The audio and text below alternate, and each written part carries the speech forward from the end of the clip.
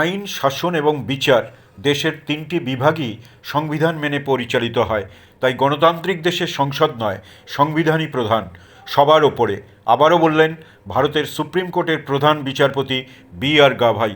সম্প্রতি উপরাষ্ট্রপতি জগদীপ ধনকর এবং বিজেপির কিছু নেতা সংসদকে সংবিধানের ওপরে দাবি করেন। এতে দেশজুড়ে সমালোচনার ঝড় ওঠে, বিতর্ক তৈরি হয়।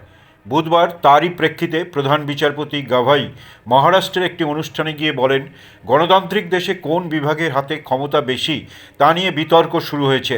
অনেকে মনে করেন দেশের সংসদ বেশি ক্ষমতা রাখে, তবে আমি মনে করি গণতন্ত্রের সংবিধান সব থেকে বেশি শক্তিশালী। বাকি সব বিভাগ থাকে সংবিধানের অধীনে। সংবিধানের অধীনে থেকে সব বিভাগকে একসঙ্গে কাজ করতে হবে বলে জানিয়ে প্রধান বিচারপতি গাভাই এদিন বলেন, একজন বিচারপতির সবসময় মনে রাখা উচিত আমাদের একটা কর্তব্য রয়েছে।